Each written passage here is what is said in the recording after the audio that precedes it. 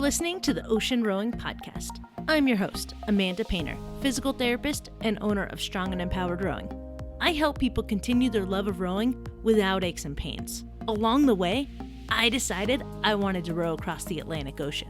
I'm finding it super hard to get in touch with previous ocean rowers and find the answers on how to make this possible. So this podcast is to share my story and what I learn as I get ready for and ultimately cross the Atlantic Ocean. Hear from experts in different areas and from others who have completed ocean rows. So anyone who wants to do this has easy access and we can share our stories with the world.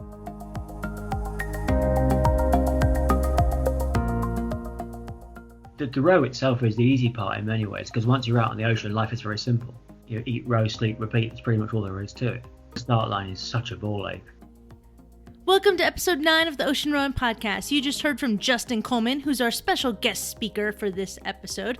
And in this episode, we talk about psych component training that he did and the theory behind it, thinking about a happy place. We talked a lot about foods. So if you're looking for food recommendations, this is a great podcast for you guys. We also learned to take tons of snacks, more about another auto helm issue. If you're getting a hint, there seem to be auto helm issues, and so much more. So this is an amazing podcast. Highly recommend you listen to it. I hope you enjoy, and here you go.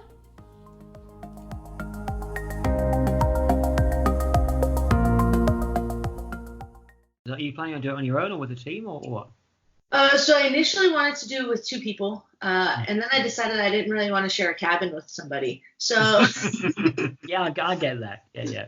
So I decided I want to do it by myself. Cool. Yeah. And you did it with four of you, right? That's right. Yeah. Were you the first co-ed boat? We were not the first one, but we were one of the very few co-ed boats, particularly in the old-fashioned boats. Old-fashioned. Yeah, you know they have 2 different classes of boat, the concept and the pure. The pure is a much slower. Got it. Because so am I telling you something you already know? Tell me to shut up. So basically, they're configured opposite directions. So one of them you get a lot more windage out of it because the way the one end cabin is bigger than the other cabin. So the concept boats are much faster, a little less stable, but they're a lot faster. And I think they're going to become more and more popular. Okay. Because people want to do it faster rather than do it the old-fashioned way, which I think is a shame personally. But what style of boat you wanted to buy? So I'm actually thinking of building mine. Oh right, okay, cool. But if not, I'm looking at Spindrift. Uh-huh. They're in the States, which means it's a little bit easier to go see the boat and whatnot. Sure. Have you seen the Fight or Die guys? They had a Spindrift in the. Yeah, so I actually went to go visit him. He's near me. Oh, nice. He's an awesome guy. Yeah, he was cleaning his boat and he put an Instagram thing up, and I was like, "Hey, can I come help you out?" Cool. So that was amazing. Yeah. So was where did you get your boat from? We bought our boat secondhand from somewhere done 2 crossings by the time it got to us. Nice. Well, so it was kind of sturdy and working. Yeah, I mean, we need a lot of work doing to it because they hadn't looked after it since they'd come back. But basically, it was the sort of the hull of it was in really good shape. Was it a Rennock? No, it was a oh, for heaven's sake, because the Rannocks are all new. They're all the concept boats. So this was. I've forgotten anyway. It was. I'll find out. I'll Google that when I'm talking to you. But it was a concept boat anyway. With the bow and stern cabins the other way around. Was yours wood? No, it was fiberglass. Okay, cool. Okay, so you guys got a secondhand boat that cuts down on your cost a lot, which is nice. Yeah, I think so. I mean, I think if you buy everything new, it's going to cost you the best part of 125,000 quid, that sort of thing. Everything new. We did ours. I think total cost of ours was about 85,000 in the end. UK. Nice. So it's still a lot of money, but obviously it's £40,000 cheaper than going new the whole way down. It's a lot of money. I remember watching your video talking about how you were going to sleep and waking up and just constantly thinking about the stuff to get you to that starting line. It's terrifying. I mean, the row itself is the easy part in many ways, because once you're out on the ocean, life is very simple. Hmm. You eat, row, sleep, repeat. It's pretty much all there is to it. Getting to the start line is such a ball ache. Yeah, that's kind of where I'm at. I haven't even signed up yet, just because funds. Sure. But I know, so when you sign up, they give you info to help you get to the start. Is that right? Absolutely, yeah. And you can defer as many times as you want. I mean, I think one of my crew deferred 3 or 4 years before I finally got into the start line. Oh, wow. So Okay. that's not a problem. But of course, you don't get your deposit back. I mean, it's not a huge amount in the scheme of things. Yeah. But are you sort of self-funded, or are you looking for sponsorship, or how's that going to work? Well, I don't think I'll ever be able to self-fund, but that would be amazing. Yeah, it'd be nice, wouldn't it? No, I plan on fundraising. I haven't chosen a charity or a cause yet. So I'm still kind of debating that and seeing what's important to me for that aspect. But that'll definitely be part of the campaigning. Sure. And I think it's important when you come to look at your finance that you keep the charity side of it and the fundraising of it very separate. Okay. Because the guys that are giving you money, you need to look at it as a commercial transaction. Yeah. And all that money goes to you, and the charity stuff all goes to charity. Okay. And you need to make sure you keep the two very separate, I think. Gotcha. So you didn't do I'm rowing for this cause, pay for this adventure, and then anything extra goes to the charity. You were like, hey, this is going to the charity. Hey, this is going to us crossing. Yeah, because I think people are quite wary about that now, because this thing is so expensive. Mm-hmm. You actually end up giving no money to charity at all, because all the money ends up being swallowed up by the project. So I think people are quite wary about. Charities are wary as well, because they obviously put their name to it, and they end up with $5 at the end of it all, because there's no money left over. So I think you keep the two things very separate. Yeah, that was my concern. Is what happens if you literally raise 120? You have nothing left, and then I just feel bad. You just funded me going across, and that's exactly not yeah. right. Yeah, and it used to happen quite a lot, I think, with charities, that they would some of them actually fund part of your crossing on the idea that you would give money back to them. It never happened, because people kind of, there's so much to do. The charity inevitably takes second place, because you've got your main aim is to get across without dying. That is the main goal. That is the main, absolutely, yeah. So, and having charities it's a very nice thing to do, and I think something of this magnitude you have to do it for charity, but it can't be the most important thing in your life. Yeah. It's got to come second to getting the kit right and getting the courses done, and etc., and not going bankrupt in the process. Yeah.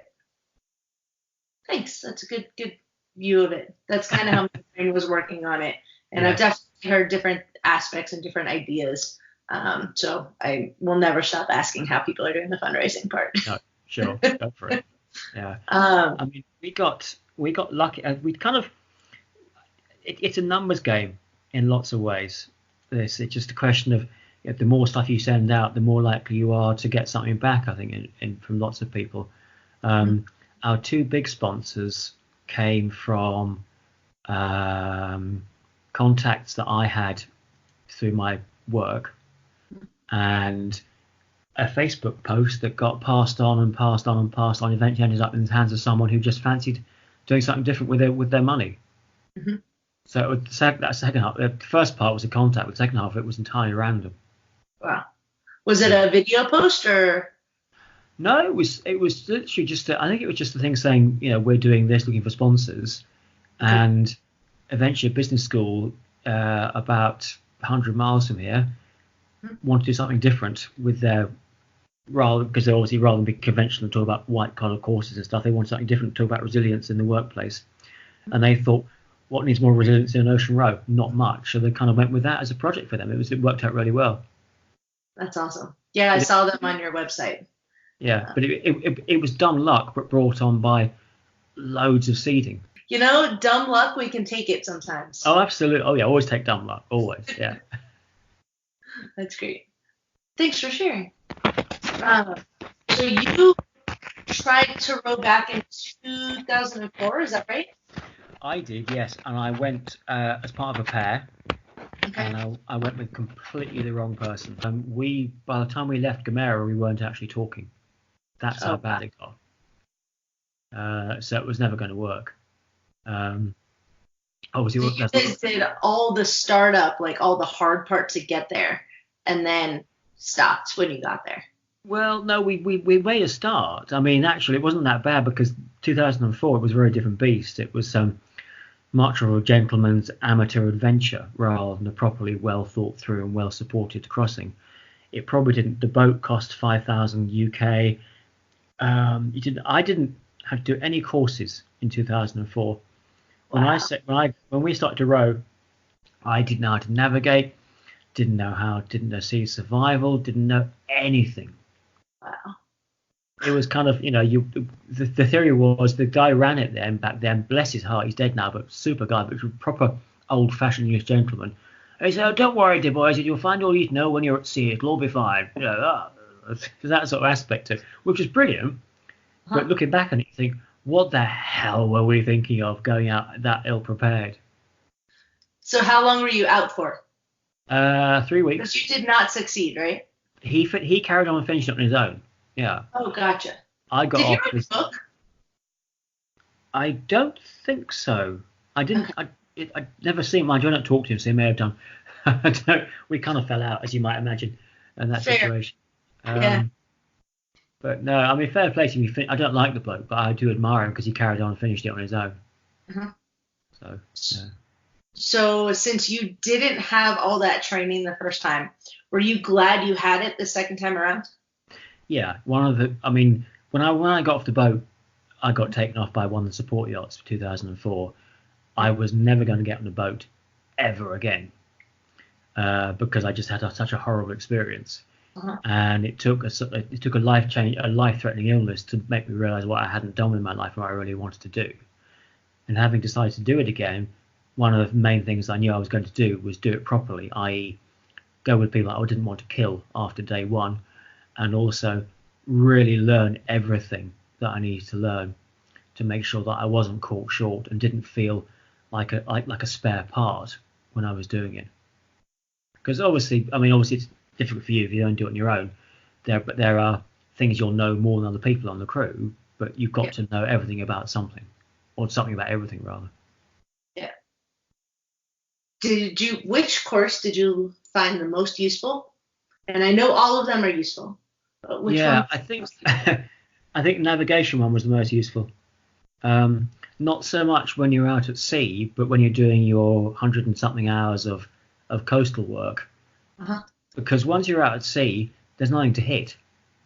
So it's not such a problem. When you're rowing around the coast of America or wherever you're going to do your training, you're going to come across it's much more dangerous actually than rowing across the ocean because there's much more to hit, rocks and tides and what. You've got much more aware of how the sea's operating, what the winds are. If you go 5 miles off course in the Atlantic, no one's going to care. Yeah. You go 5 miles off course off the coast of America, you're going to hit something, and that's not good. That's fair. Yeah, I don't think I want to crash into the rocks or anything. No, I wouldn't recommend it really. I don't think. No. How many offshore coastal rides did you do before you went on Atlantic Shop? Yeah, so we had to do, I think it was 96 hours in total. Okay. Of which, and we probably did those over about 6-7 weekends. Okay.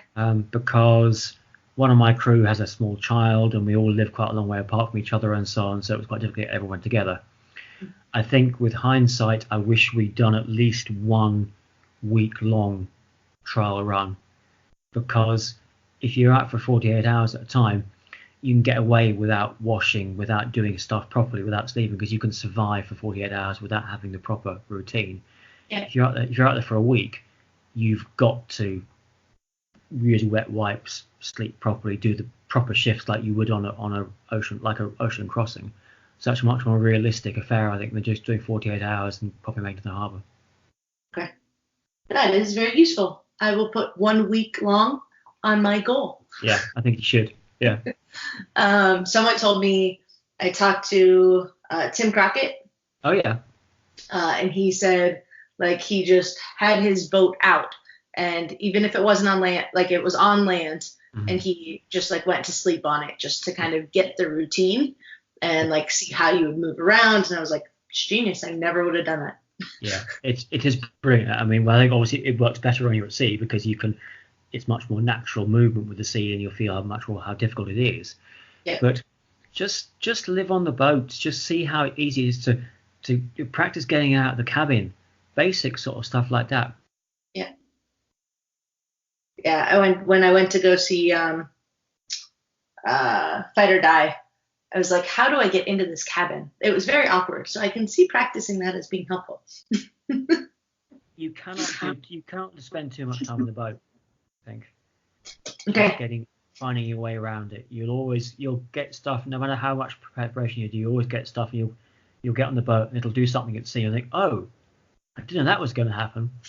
But at least you get the you can learn how to get in and out of the cabin, learn to make sure the cabin doors are closed properly, learn how the hatches work. We were very bad at closing our food hatches properly. Very naughty at that. So, because it's easy, particularly if you're tired and fed up, just want to get in the cabin because it's raining or something. We weren't quite as careful as we might have done. We lost some food because it got wet. We weren't quite as careful as we should have been in terms of keeping the hatches closed. Good advice. Also, Got it. we never cooked once. Oh, I did read that. You went with cold food, huh? Yeah, we thought we were going. We took tea bags and little milk sachets. It was going to have coffee after a shift, and frankly stuff that we got so tired and so wet and so cold we just wanted to eat. And actually, if you put the water in before your shift starts, mm-hmm. by the time you've done your 2 hours, it's kind of permeated the food sufficiently to make it fine without any heating at all. Okay. So by then it's cold because it's been 2 hours later, but the food's hydrated again. Kind of lukewarm because particularly in the daytime, it's so hot there anyway, mm-hmm. the food will heat itself up anyway without needing to cook it at all. And actually, once you get past the first 10 days or so, the nights are warm as well, so you don't lose out on too much. Did you guys sleep in the cabins, or did you sleep up on top because of the heat? We slept in the cabins the whole time. Okay. Partly because there wasn't enough room. Oh yeah, because you had people rowing while you're sleeping. Yeah. Which of course won't be a problem for you. Not. Awesome. One thing we did do, which is quite interesting, we rowed 2 hours, which probably isn't quite good for you as a solo rower. We mm-hmm. rowed 2 hours on, 1 hour off, okay. and then with 1 5-hour break during the day. So effectively, it was a 23-hour shift. So your off times moved back by an hour every day. But that 5 hours break, of which you probably got maybe 4 hours of sleep, it was a real tone up for the body and the mind. Just gave you a chance to really. Obviously, 4 hours isn't enough anyway. But in the scheme of things, it worked out much better for us than 2 on, 2 off would have done. Because you never get that break, you never get enough chance to get some REM sleep with 2 on, 2 off. If you get one solid break of 4 hours sleep, clearly it's not enough, but it's better than getting 45 minutes at a time. And I think it was much better for us to do it that way. I talked to Susan Ronaldson from Centro, and she mentioned that some people did longer, and she did not mention you guys did it, so thank you. But for you had other people rowing while you were sleeping that long period, right? Yeah, absolutely. Yeah. I mean, I've never done it solo. Solo rowers are a different breed of mentality altogether. You're just batshit mental. But he said helpfully. I think a lot of guys I know sort of row 12 on, 12 off, or row in the day, sleep at night, that sort of thing. So have you got any ideas of how you might approach it? Oh yeah, I have no idea. Right. Yeah. Are you talking to the blue row? Was interesting. The guy from New Zealand. Have you talked to him? He's on my list, but I haven't gotten in contact with him yet. There's a guy called Damien. I forget what his surname is. If you go on my Facebook page, you'll find him. Damien. He's a good guy to talk to. He rowed alone a couple of years ago. Okay. Oh yeah, look after your bottom. Seriously, have you been told about bottoms and stuff and seats and whatnot? So I'm familiar, but I'd love your input as well. Okay, what we did, which worked really well for us, was to buy about 5 or 6 different thicknesses of layers of camping mat Okay. and cut them into seat shape, and then as you get sores on your bottom, then Yeah. you can cut holes in the place where the sore is, so the sore gets a bit of a breather. Yeah. It's not being pressurized again, but you've still got quite a lot of support. Okay. And I think we were lucky we didn't have much rain, but I didn't. I put Sudafed on my hands and my bottom once a day, and used those seat pads, and didn't get one single bottom sore. Oh wow. Yeah, which I was quite pleased about, because I've seen some pictures of bottoms and they just look so painful. So did you do Sudafed once a day, or did you do it every time you came off the oars? I did. Let me think. I did. Uh, every shift I did bottom and bits. So pits and bits every shift, and then feet and hands once. I think it was once a day. I think in the end. Okay. I also wore gloves the whole way across, which helped tremendously. Obviously I got calluses, but I didn't get any massive sores on my hands because the gloves were well protected. Pits that I picked up, so literally it was a pair of weightlifting gloves I bought on a whim about a week before, and they were so good. Were they full finger? Yeah. No, sorry, no, they were half finger, but they had a little wrist strap on them, so so like a cycling mitt, but Okay. they had a strap that went on the wrist, Mm-hmm. so they were more secure. Okay. That makes sense because you have to turn things and you're getting Exactly. off. Yeah. Yeah. Learn how to row. I mean, that sounds like a daft thing to say, but when I did it first time around, I just kind of plonked the oars in and pulled them through and stuff, and it was fine. But Mhm. Ali, our female rower, who was by far the best rower of us all, when she was in the stern position and when she was stroking rather, we just all rowed so much better because she just really knew how to stroke properly. The boat went so much faster when she was at stroke because she rowed really well. Awesome. Do you row Yeah. anyway?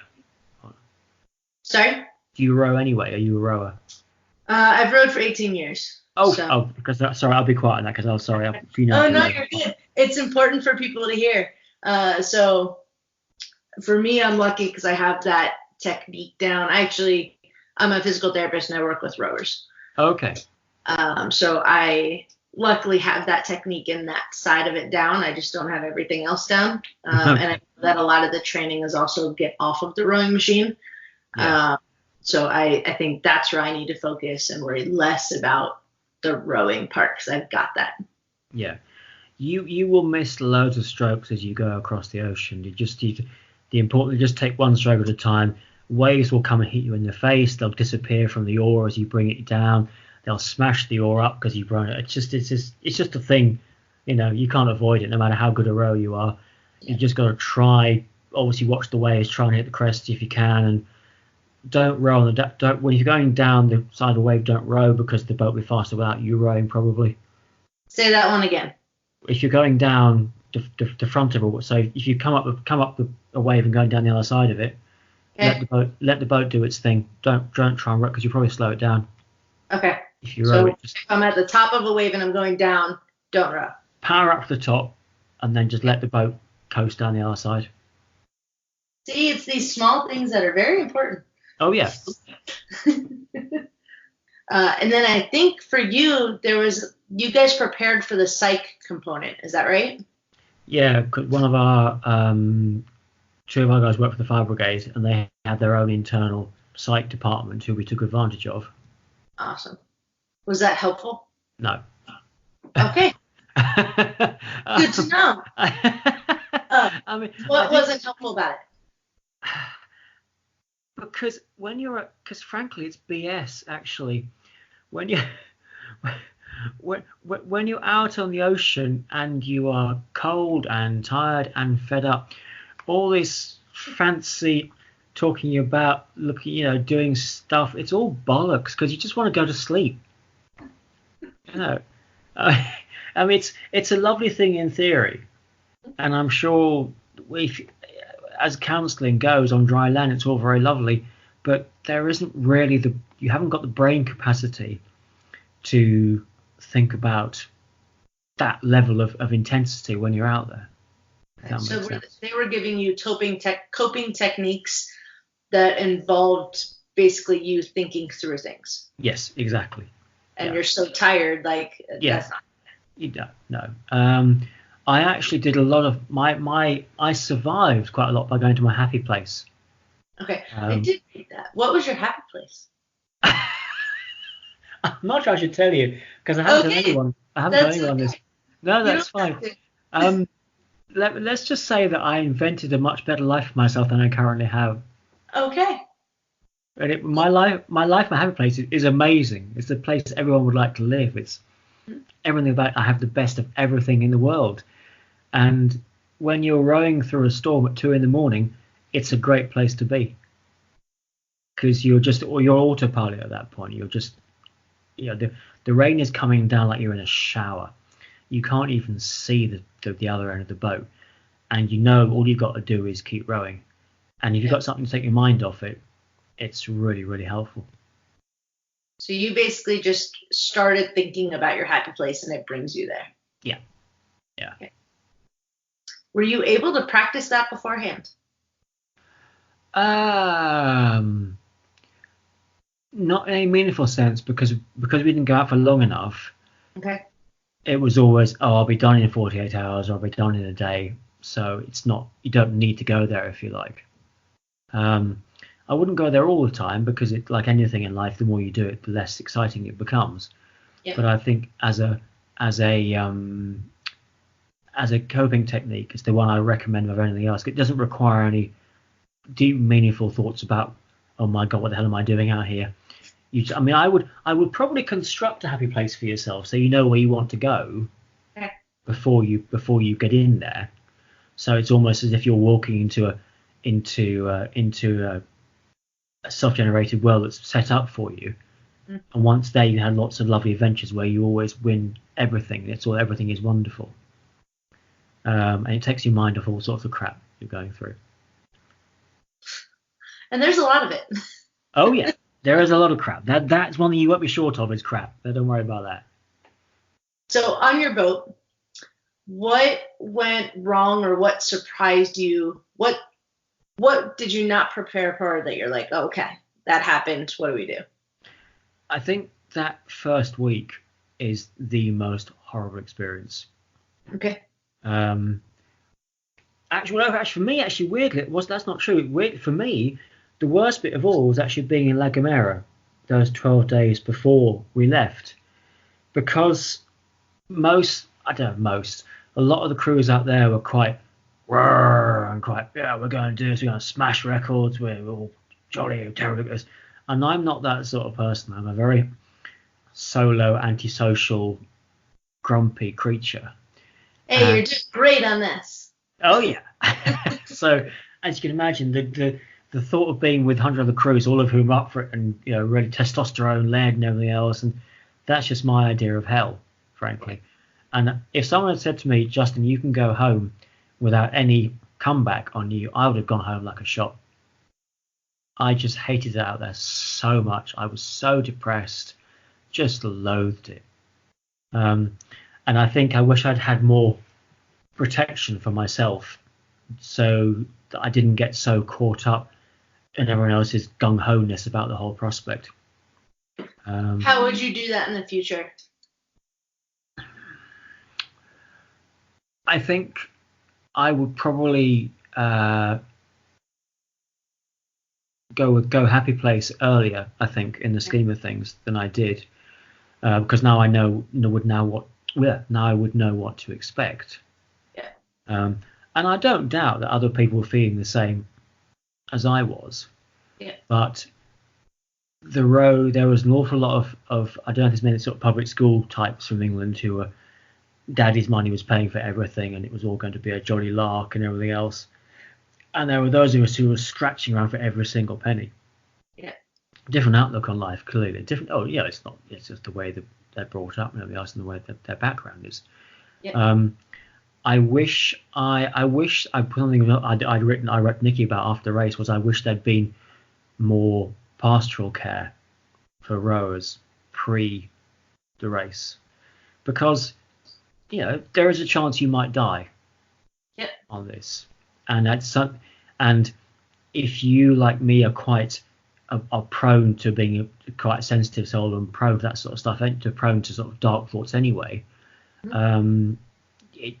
It can be tricky, I think, to navigate your way through an atmosphere where Nikki and Lee and Ian, bless them all, are obviously upbeat and gung ho about this, and if you're not feeling that, it can magnify your own feelings. I actually started antidepressants about 6 weeks before I left, which kind of helped because it took the edge off stuff. I don't know if you've ever taken those or if they've been a part of your life at all, but and I don't know what sort of personality you are. Maybe you don't need that sort of stuff, but if you feel like you're prone to it, I would recommend you just take it because it'll flatten you out a bit. Okay. The one downside of that, of course, is you don't get so much out of the row itself. Yeah. You don't experience the massive highs and the deep lows because you're just that little bit flatter. Yeah. For me, it helped me to cope tremendously because they have a lot of social events. Okay. Which I don't do. I don't do parties at home anyway. Best of the time, I'm not really a party person, and to be forced to be jolly for an hour, because which is fair enough because it's all part of the sponsorship and the Talisker demand it, and obviously the local islanders get involved in it, so they demand you go to one or two other things, and the Atlantic campaigns are very keen. You are upbeat and enjoy, have a smile on your face the whole time, and that's kind of hard to do when you're feeling like to cut yourself and go home. Yeah. But, thank you for mentioning that. That's really helpful. No problem. One of the quiet. I just went to an event this weekend where I was like telling people like, "Hey, I'm that wallflower person. Like sitting on the side, it takes so much energy for me to socialize on that level for so long, and almost it's knowing that now, thanks to you, like I'm able to mentally prepare for those 12 days. Like, okay, hibernate beforehand. And then when I get there, okay, I have this event. Let me go hibernate a little bit to get that energy up to be able to do that. So that's extremely helpful. Who's going to be your support network pre and during the crossing? I don't know yet. I mean, my husband's extremely supportive. If I build my boat, he's building it with me. Okay, cool. He has a building background, whereas I know nothing. So that's kind of one of those bonding things I want to do with him. And he would be part of it. But other than that, I need to work on my land network for sure. Yeah. And I think particularly when you're in Gamera, weirdly. Okay. Because once you're out in the ocean, the fastest way of getting off the ocean is to row. Pretty much. Because if you get picked up by a freighter, they will take you to God knows where. Oh, beautiful. Yeah. They're not going to say, oh, yes, we'll divert you, Amanda, to Antigua. We're going to take you where we're going. Yeah. People have ended up in Canada, which wouldn't be so bad for you. People have ended up in Brazil. I know one person who ended up in Mogadishu, which isn't really the place you want to be. Where? It's on the east coast of Africa, where all the pirates come out of to steal ships and stuff. Yeah. It's kind of lawless. You don't want to end up there. If someone says to you, we're going to Mogadishu, stay on the boat. That's my advice, because you don't want to go on there. Okay. So, but I think, because it's weird, because obviously in Gamera, Nikki was saying to me, come on, Justin, just put your smiley face on. You think, oh, fuck off. I can't do it. I'm not built that way. Yeah. But they do make you, they do make you go to 3 or 4 social events and parade yourself as part of you're their public face to a certain extent. Yeah. So you need, if that's hard for you, which sounds like it might be, you need someone to be able to vent, particularly as a solo rower. Someone's got to be on the phone or a Skype or an email or something to say, hey, I'm having a really tough time. I mean, my other half was quite brutal with me on shore, and thank God she was, because I would have come home like a drop of a hat. And it would have been, looking back at it, it would have been absolutely devastating. Never mind the whole sponsorship thing, but from a personal point of view, not to have done it this time would have been very difficult to deal with, I think. Yeah. Congratulations on making it. Thank you very much. Yeah, it's a good thing. It's a good thing. It's a huge feat, especially since not doing it the first time. Like, congratulations, that's amazing. Thank you. Yeah, it's a good feeling. I think the other thing, the first week is always hell as well, because you cannot, when you're training off the coast or you're training on lakes or whatever, if it gets a bit horrible, you always go in. If the score gets up, you can always turn around and go home. Yeah. There is no going back. Once you've gone past the first couple of days, you're in. You get into the street, into the currents. There's no going back. And you guys had it rough with less current this year. Yeah, I mean, in some ways we got lucky, I think, because we didn't have. It was a different sort of grind. The year before ours, lots of current, lots of wind, fast but quite dangerous, lots of capsizes and stuff. This year, no current, no wind. Every stroke was a proper grind, but we felt a lot safer, a lot less in danger than I think the year before us had felt. That's a good outlook on it. I never thought about the danger aspect of it. Yeah. I mean, I would always take 10 days extra for less danger on a crossing. Yeah. I was happy with that. And I think it suited our skill set as well. But we had such a mixed ability crew that actually the way the weather went suited us very well. One of our number was incredibly homesick and wanted to get off for the first couple of weeks. And I think had it been rougher and windier and scarier, she might have said, "That's it, I'm done," and got off. So it swings and roundabouts. But you cannot, no matter how much you prepare, that first week will always do you in. Okay. You cannot completely prepare for the tiredness and the rocking of the boat and the fact that you've got to row 3,000 miles and you can see the land disappearing behind you, and you might not see your other half for particularly the solo row, for 9-10 weeks, and it's going to be. I mean, some of the people like Kelda this year, because she got caught in a lot of the currents, a lot of the bad winds that we missed out because we were that bit faster than she was, and she was on power anchor for days at a time, or just making half a knot because the wind wasn't quite with her and so on. It's just, you guys are a different breed, solo rowers. I couldn't do it. I wouldn't have the mental strength to do it. And I'm guessing from a solo rower point of view, at least we had our crewmates to vent to during the crossing. You are going to be so alone. I would imagine you will probably need better psych prep than we had. Not too much mumbo jumbo, but just a really simple way of dealing with the days when you are talking to the fish. Yeah. Well, that's going to be every day. Well, I hope so. Fish are quite interesting. We get to know them. They're good. Did you guys have any dolphins? Yes, loads of dolphins, loads of whales, seabirds came with us most of the way across. Oh, wow. The moon and the stars were just phenomenal, just wonderful. If I have one day of whales and dolphins, it will be all worth it. That's my view. Oh yeah. It's the best thing you ever do with your life, without a shadow of a doubt. And it's something you can dine out on forever afterwards as well. Yeah, it's exciting. Nerve-wracking, but exciting. It's brilliant. As I say, the hardest part is getting to the start line. Yeah. I mean, I have they sent you a budget and stuff for how much? Well, I guess you haven't signed. Have you got the intro pack from them? No, because I haven't signed up yet. Okay, but can you not get it? I did I got something telling me like how to sign up that was like 6 pages or something. Yeah.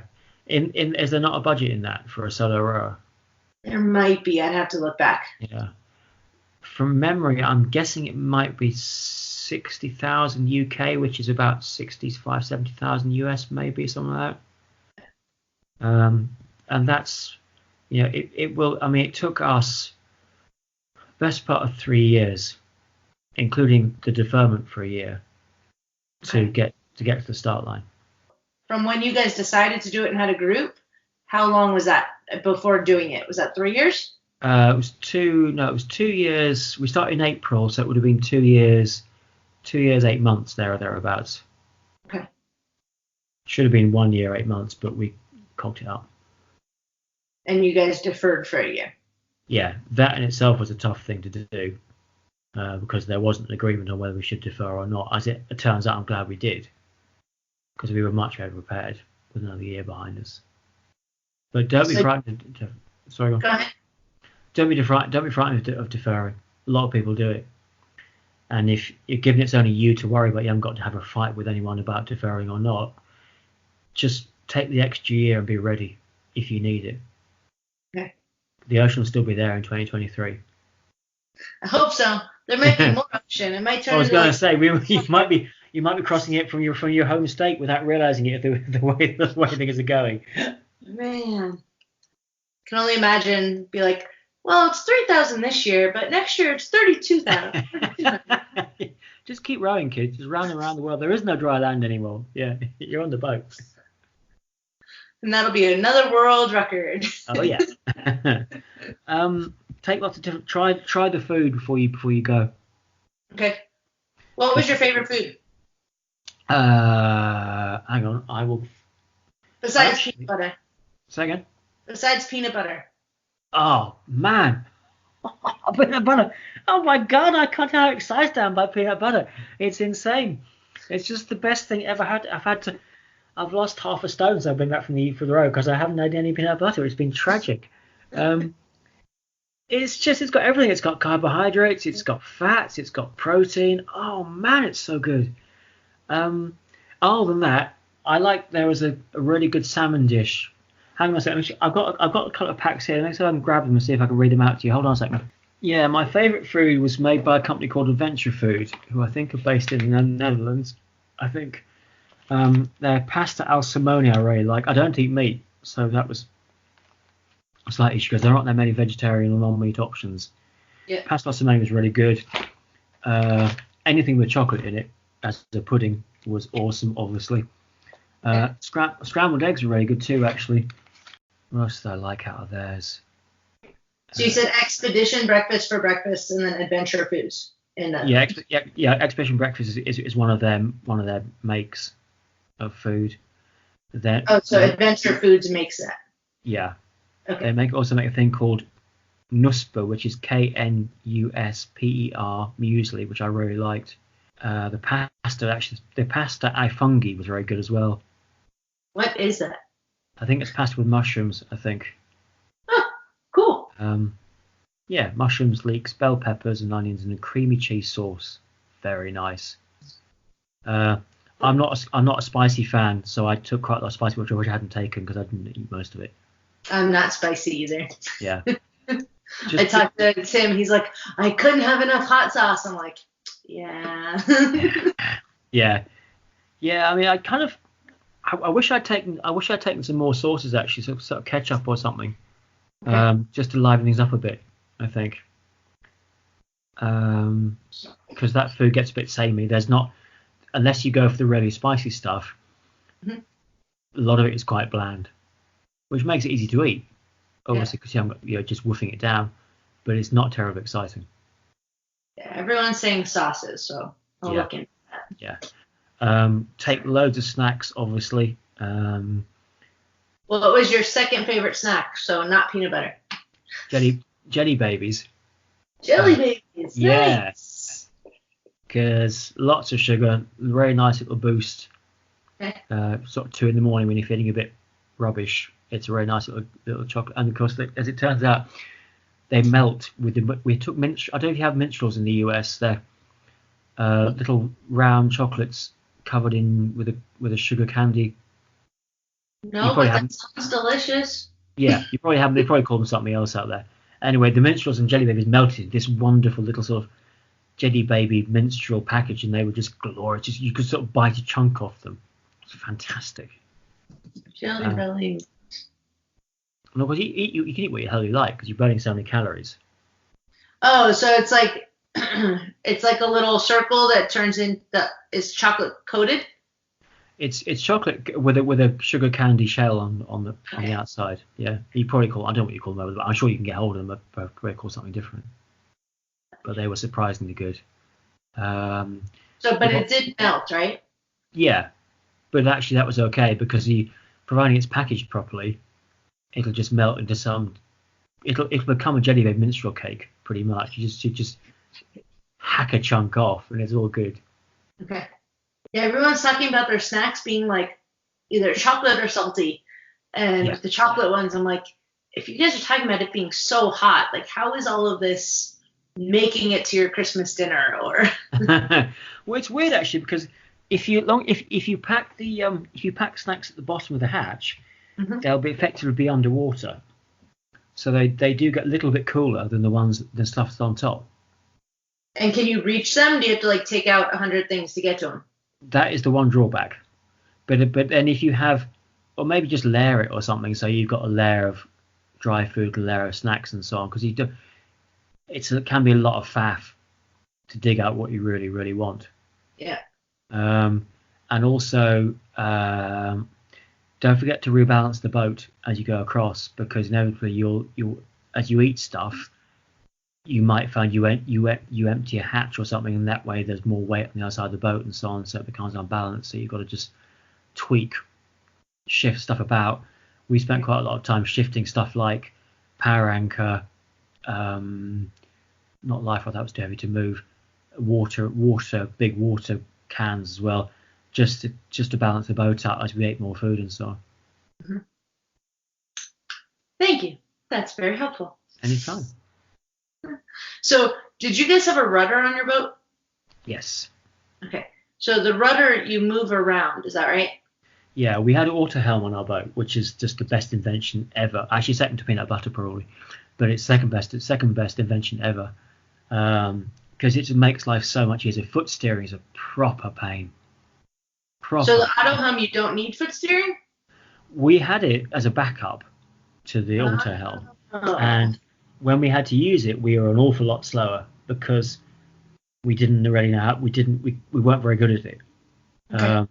So if you can learn how to foot steer properly before you go, that'll be a real benefit to you, because should the auto helm break, which it might well do, and one of our guys was just genius at mending stuff, and whenever the auto helm broke, he was on it and fixed it in an hour. But for what happened to your auto helm? What happened was that the cable would be fitted by someone we would never go back to in the UK, and the cable taking from the auto helm itself to the rudder, which effectively housed the wires which moved the rudder for us, wasn't quite long enough. And so everything got stretched when the rudder got moved by the wind and the waves, and every so often it would just come apart. Got it. So you didn't have an overheating issue. You had... No, never had that. Yeah. And there was one crew, I think, who took 5 spare auto helm motors with them, and the very first day they discovered the auto helm was fitted in such a way that it was messing about with the navigation, and they couldn't refit it, so they had to foot steer the whole way across with 5 spare motors on the boat. Wow. Yeah. Who was that? I knew you were going to ask that question. I can't remember. Okay. Don't worry about it. If I find out, if I remember, I'll get back to you. But so it seems like the auto helm, everybody has problems, but everyone has a different problem. Yes. Yeah. So, but they're worth their weight in gold. So learn how to fix every conceivable problem. Okay. So why couldn't they use their auto helm? Because it was interfering with the navigation equipment. Okay. Which was obviously more important. Yeah. Okay. But learn how to foot steer as well. Yeah, I'm trying to figure out how to practice that. I know there's some rowing boats that have foot steering. Mm-hmm. And I'm wondering if maybe I need to figure out how to get one of those. Yeah, it's not a bad idea. because it's quite nuanced, and I think it's difficult to obviously know, because you're a rower, how much force goes through your foot when you're rowing. Exactly. And if you're trying to put the foot right and left at the same time to foot steer, something's not going to work out very well. Either the steering or the rowing pressure is not going to work properly. There has to be a better way of doing this, actually. I mean, right? That's what I'm thinking. Like, yeah. Who's done it different? There has to be another way to do it. Well, I mean, I think one option is to just lock the rudder in position on a certain bearing and just go with it for a few hours, because you're not going to be going fast enough to go wildly off course. What? I know, sorry, this may come as a harsh lesson to you, but it's true. Trust me. You're not going to 20 knots an hour for 5 hours, believe me. So in that respect, you might be better off doing that. Okay. But I don't think, I mean, that's why autohelm is such a great, because I don't know what it is about foot steering. Some people manage it really well. We couldn't do it. We would go 5 degrees either side of it, drop of a hat. But if you get it right, then clearly it's a good option. But autohelm is definitely the way to go if you can keep it working. So how did you fix a cord that wasn't long enough? You know, I don't know the answer to that question. I do know that he used at various points of the crossing a thick pen top and half of a selfie stick. Wow. Yeah. Oh, he was a genius. I mean, just really good at that sort of stuff. And with that, we would have been slightly stuffed in terms of getting the autohelm back to work. We would have added on at least 2 days to our crossing, I think, how we had to rail on foot steering. A pen and a selfie stick. That's impressive. Yeah, it really was, actually. I'm still trying to think my way through that one, but I'm going to put some brain power into that one. Well, I mean, drop him a line. I'm sure he'd happy to talk to you about it. Who was it? It's a guy called Toby Gould. He's on my Facebook page. Okay. Drop him a line, ask him how he did it, and obviously tell him I sent you and stuff. I'm sure he'll be happy to talk to you about it. Thanks. Is there anything else that you wish you knew that we haven't already talked about going into it that you would pass on? Some of it was not relevant to you because it involves other crewmates, so that's not really not relevant to you. Let me just see the email that I sent to Nikki quite recently, which was like a sort of feedback form, effectively. When you decide to do the crossing, you have to do it for yourself. You can't do it for your dead nan or for a charity or for your husband or whoever else.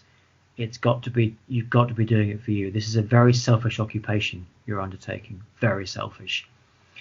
And as a result, because when the going gets really tough, you're doing it first of all for someone else or for a charity, you're going to think, nah.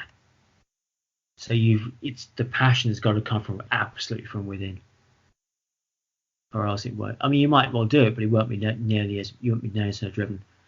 You know, to be up till 2 in the morning, sending out sponsorship letters, that sort of stuff. It's got to come from within. What's your driver for doing it? Great question. It's changing as I'm going, actually. But I just want to prove to myself that I can do something I think is impossible. Okay, good. That's very selfish. Very selfish. Yeah, but it's you shouldn't underestimate that. The selfishness of what we're doing, of what, you know, I mean, because you're leaving behind loved ones who won't understand that, relatively speaking, it's not a dangerous thing to do. Mm-hmm. I mean, compare this with climbing Everest.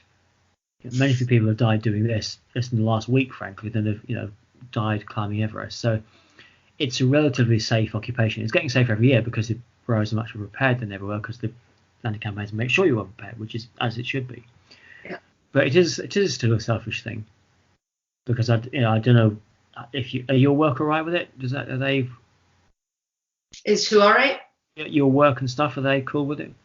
I own my own business, so. Okay, yeah. so the boss is all right about UK. Good. What is it you do, by the way? So I help people row without pain. Oh right. Oh, nice one. Yeah. that's a useful experience for your own experience, for what you're about to undertake. Exactly. So I'm like, if I could self-fund and put my own logo on the side, that'd be amazing. Oh, that'd be awesome. Absolutely. I don't know about that one. Yeah. I'm helping Pete Rhodes train for his crossing next year. Oh, cool. And like it melds perfectly with what I do. Practice your power anchors and everything else as much as possible. Okay. Because when it comes, the only time you do power anchors when you're in the shit. So you can't be thinking about, where's this rope go? How's this rope attached? If you got space, I would leave it out on deck, ready to go. So you can just literally just pick it up and throw it overboard, and then you'll be, obviously, because the faster you get it out, the quicker you'll be safer. Quicker you'll be safe. So practice that lots of times. We had really shit weather forecasts. We were promised before we went that with new technology, the forecasts will be pretty much boat by boat and accurate as hell, and they were just useless, just completely useless. Practice getting in the boat when you're at sea. Oh, because you got to get out to clean it, and if you fall out. And also, you want to have a swim as well. Just take some time out. I mean, the blue rower spent a lot of time swimming with dolphins. The way it took so long, lazy git, because he spent a lot of his time swimming with dolphins. But it was brilliant, and we swam 2 or 3 times across as we went across, and every time, because I bulked up and I made sure I could, I'd done all my weight, so I make sure I could pull myself up and so on and so forth. But trying to get out of the water, I found virtually impossible. And if I'd been a solo rower, I would probably have drowned, because I could not get back on the boat without anyone else's help. So make sure you know how to do that. Practice that a lot, because once you're in the water, those boats are surprisingly high. Yeah. I was thinking, can you put a ladder on the side of it? Yeah, we had a ladder, but it wouldn't. No, we do. We had a ladder. We had a ladder either side. Okay. But for some reason, I have no idea why it happened. But even with the ladder on board, I still couldn't get back on the boat. I had to be dragged on all 3 times. Then I will definitely work on that. Thank you. I think you should. I don't want to be stuck being dragged behind the boat. No, that would not be a good look for you, I don't think. Probably. I would advise you not to row naked. Okay. I know it's a thing that people talk about, and it's a sort of question that everyone asks.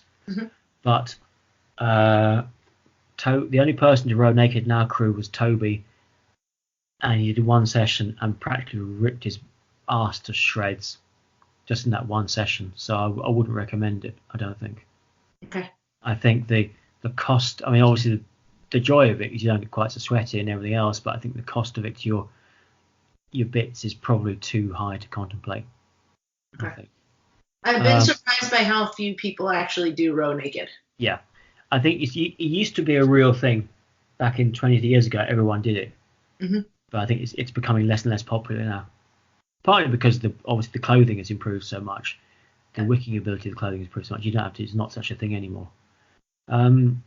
Take water shoes with you. Water shoes are brilliant. If you don't, you might already row in water shoes. I don't know if you do or not. No. Do you know what they are? So like for us, the boats have shoes in them, so you just use those. Oh, okay. But definitely some type of shoe is on the plan. I haven't figured out what. I'll send you a link to what we took. Awesome. Amazing. They are, let me make a note of that. They are like deck shoes, but they have holes in the bottom, so the water runs out really quickly. Nice. And actually, I'm wearing them as we speak. The pair I went across the Atlantic in, because they're also really comfortable as well. Okay. And they're light and they dry off really quickly, and they're much better than trainers because they're dry now. Everything about is better than a trainer. But so you guys didn't have any feet issues then? Little bit. First couple of weeks when it got your feet weren't used to the dampness, you lose 3 or 4 layers. The skin dies off on the undersole on the soles of your feet, but it's not in effect. You just peel it off and the layer underneath is all fresh. So there's not an infection there. It's just died. Yeah. So you can just take some scissors and cut it off. So it's not unpleasant or dangerous, or it's not going to get infected. It's just the skin just gets damp and dies. Yeah. So I didn't take any talcum powder, which I'm quite glad about, because I thought I was going to, but in the end I didn't, because it just gets really cloggy, just clogs up your pores and gets messy and stuff. So I don't recommend talcum powder. Just lie on deck or something with your bottom in the air. No one's gonna see you. You know. I think that's the very best way to get yourself dry and off when you've had a wet shift. It's just to lie on the boat naked and dry yourself off. Okay. No one's gonna worry about it. Don't row in bare feet. Okay. Because they will chafe to hell in the foot straps. Definitely. Yes. I never recommend bare feet ever. No. I actually took bamboo underpants. I mean, I'm underpants made out of bamboo. Not literally, obviously. You know, it's not just. Yeah, no, I gotcha. Not the stuff that pandas eat, because that would be quite painful. But yeah. And actually, they were quite wicky, and also they were quite they're quite antibacterial and so on. They were really good for me. Awesome. I didn't get any infections in my bits at all. Okay. Which were good. This is not very trendy, but I really liked it. I don't know if you've seen pictures of our boat. I have, yeah. Yeah, it's got that really strong handrail about waist height as you're standing up. I'll have to look at it again. Did you guys add that in? No, it was on the boat. I mean, I kind of knew. I was glad to see it when it was one of the reasons I bought the boat in the end, because of that. And so it's like having a lower handle. No, most of them just have quite loose straps. Oh. But we found that the firm handrail was invaluable when it came to moving along the boat. Something's not going to move when you grab onto it. It's really, really helpful. From my point of view, that was one of the best things about the boat, because it just, when the boat's rocking, it's something solid to grab onto. It's not going to move. Yeah. It's so much easier. Don't they all have something like that? No, most of them don't. Most of them just have, I forget what they're called, but they kind of, most of them just have much more flexible pieces of material that go from end to end. I mean, obviously, you still won't fall out, because theoretically it acts like a sort of safety net. Yeah. But you can't grab hold of it so well, because it'll move when the boat moves. Yeah. Because it's just a piece of nylon, effectively. So yours was like a hard bar. Yeah. I guess it was made of fiberglass, I presume. Awesome. But yeah, I recommend one of those personally. And of course, the most important piece of advice, which I'm sure you've already been told, is when you're on deck, always be clipped on. Yep. You know, and they make you do this now, because they make sure that the clips are proper strength. But the last person to die on one of these crossings died because he was wearing a surf leash. Yeah. Are you aware of the story or not? Before I go into it. Yeah, no, I went and read about it. Yeah. Yeah. So yeah. It came off. Yeah, and you never get back on again in a storm. You're doomed at that point. Yeah. So make sure you are, and it's tempting. I came out. I was so tired sometimes. I came out without any harness on at all. I just forgot. Mm-hmm. But when obviously you've got someone in my crew, you've got someone to say, "Oi, idiot, put your harness on, or else you're going to fall off and never come back on." But in the end, actually, I never took my harness off. I slept in it in the end, because it was just sort of have to get it off. Mm-hmm. I was found, like, as long as I twisted it round so the connecting parts weren't in my back, I could sleep very happily in it. Then all I've got to do is remember to clip myself on rather than put the harness on as well, which I found was a labour saving device and a lot of grief saving as well. So you use the one that goes around the waist, right? Yeah. And then you've got various points where you can attach your rope onto. How much did you? Where did you get yours from? I will find out and send you a link to that as well. Awesome. Thank you. Um, I'm we looking at never used a life jacket once. Okay. Obviously, we took them because we had to, but we never used them. So you didn't even have them on? No, not once. They just, I don't know why they were, to be honest. They're probably still on the boat somewhere. Which again was a little bit reckless, but we were always strapped on, which is the most important thing. Mm-hmm. And they're just cumbersome. Yeah. Actually, I'll tell you what the harnesses were. They were actually harnesses for climbing harnesses. Do you take off the part for around the legs? Yes, take that bit off, and we actually used that to strap the oars onto the boat. Oh.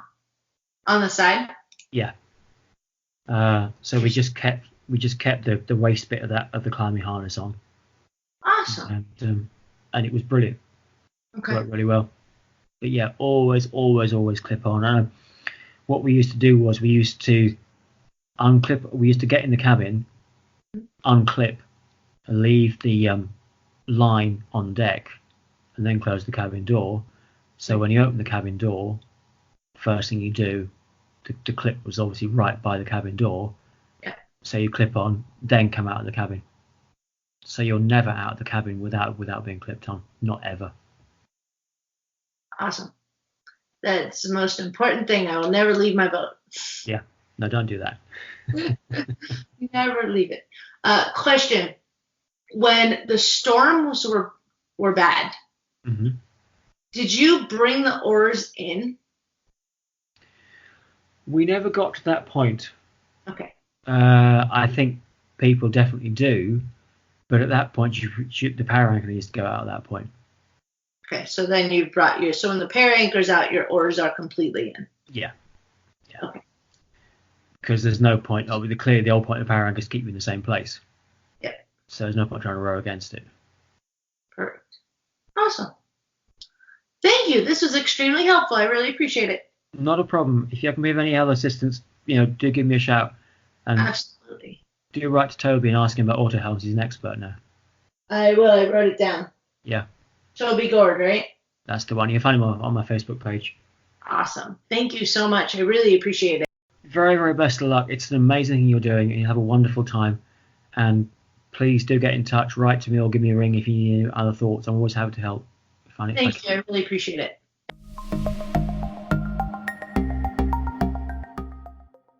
All right, I hope you guys enjoyed that episode as much as I did. I've included a link in the notes to the shoes that he mentions in the podcast, so check those out if you're interested. I couldn't find it on the US site, so it's a UK link, but from there, you can go and find things on your own. So wanted to include that for you guys.